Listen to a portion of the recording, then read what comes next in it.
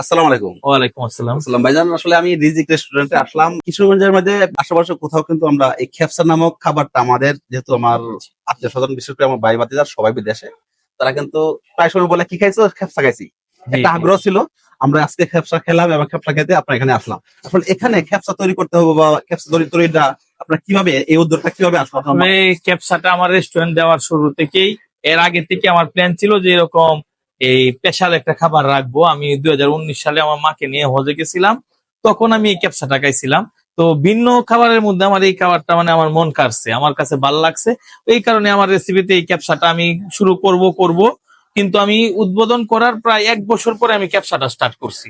যোগ আলহামদুলিল্লাহ আমাদের কিশোরগঞ্জ এবং আশপাশের বিভিন্ন জেলার মানুষ আলহামদুলিল্লাহ আল্লাহ তাআলার অশেষ রহমতে প্রচুর পরিমাণে আমাদেরকে, আমাদের এই ক্যাপসাটাকে তারা সাপোর্ট করেছে এবং আমাদের ক্যাপসার টেস্ট নিয়েছে।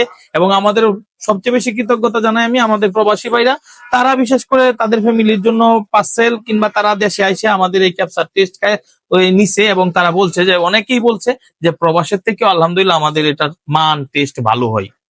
দেখো, আমরা প্রবাসের খেপসা হয়তো বা খাই নাই, তবে আপনার রিজিক রেস্টুরেন্টে খেপসা খাওয়ার পরে আমার কাছে ব্যক্তিগতভাবে খুবই ভালো লাগছে।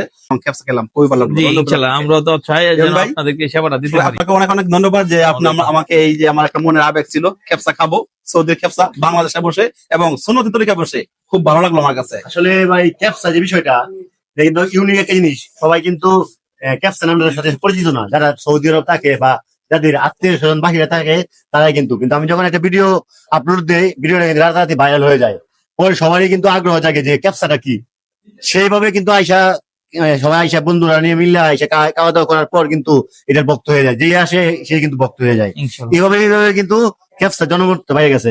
বাইরের ক্যাপসার যে আইটেমে কিন্তু ছিল, কিন্তু সবাই কিন্তু ক্যাপসারটা কিন্তু জানতো না কি এটা বিষয়টা। জি, জি। কিন্তু যখন প্রচুর পরিমাণে সেটা অর্ডার করতেছে বা ভাইরাল হয়েছে, ভাইরাল হয়ে যাওয়ার পরে এখন এক নামে সবাই জেনে যে রিজিক রেস্টুরেন্টে ক্যাপসা পাওয়া যায়। পাওয়া যায়। আর এখন কিন্তু ক্যাপসা যে শুধু যে প্ল্যাটার হিসাবে বিক্রি হয় এরকম না, আস্ত Single কাশেও আছে। কিন্তু বিক্রি হয়, সিঙ্গেলও হয়, একটা আস্ত কাছের অর্ডার আস্তা কাশেও বিক্রি হয়।